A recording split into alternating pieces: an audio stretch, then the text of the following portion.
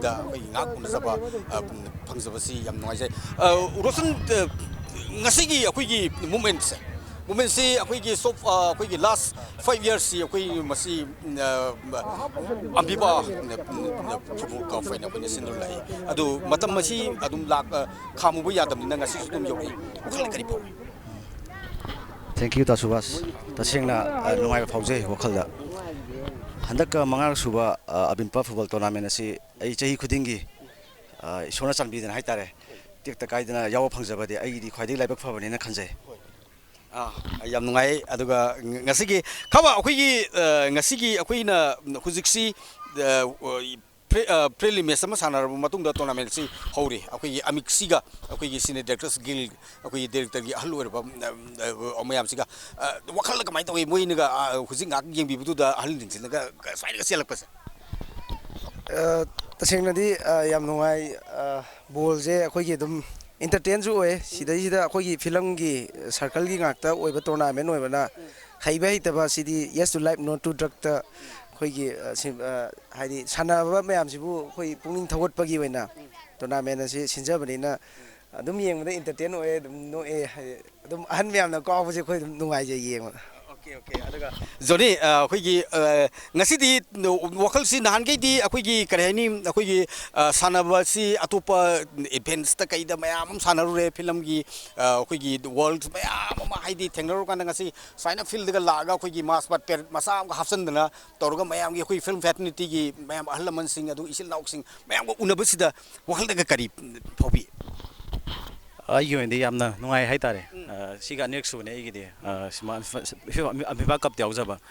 mayamna saina participate tobidana ama film partner develop ama phibam ama da thengna ba isi nam thi nungai panjane haijai handakidi kenone akhoi gi sengna haisi akhoi Roshan Khaba Johny akhoi sinau akhoi family amtani akhoi pumi nariba ngaktang akhoi sai daga akhoi gi keno AMFIMPA gi platform sidaga letmin nadana akhoi gi through akhoi gi television gi khuthang daga ngasi miyam naga akhoi gi yengbi dana ko ngasai akhoi bu football si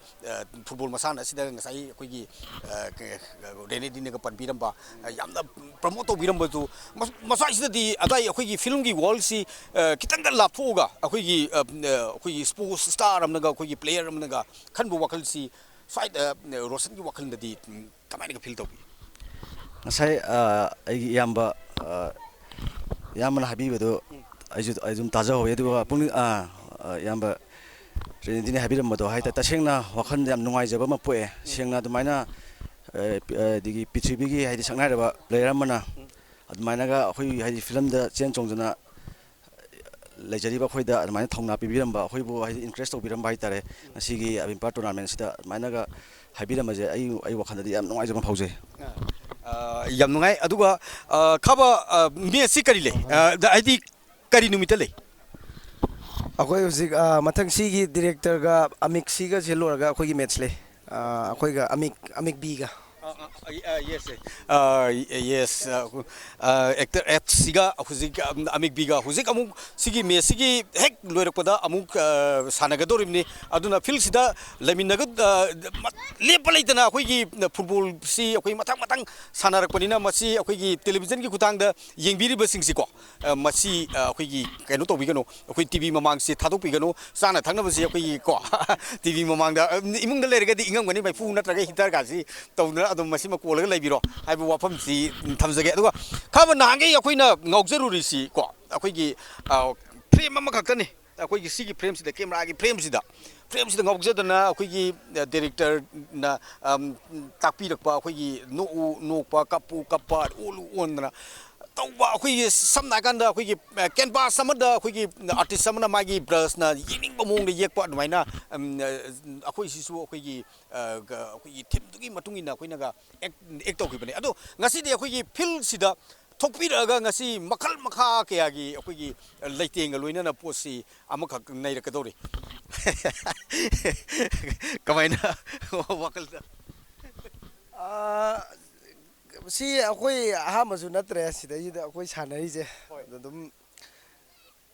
haibudi akhoi haibam de nate tasengna akhoi sports pu yamna pamjabagi oina sidi sana jamne duga akoi film mi sin naw atani akoina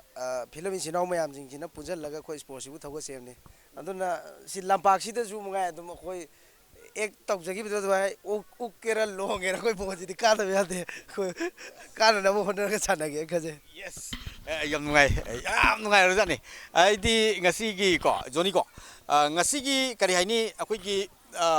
acting matam dana acting gi field du da ai gi akoi director na pambi di wa magi sathek tu gi matung ina aina work tong jaki bani aduga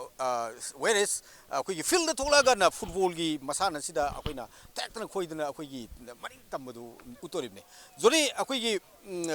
football si akoi gi kari haini film ga saguna raga salaga su isada football sana ningbagi itil aduga masi haidi player mo oibagi itinse adum phaubi bra kamai toy angang oi gi degi ga sum kaubi rakra masai saisim da thambi football di dum maitai machane dum loi sanai hai tare dum pi ngai de dum chen chong sana pa masana ne dum adu akhoi gi spirit si de dum ka ba spirit dum lai hai tare mayam team spirit da dum ka ba gi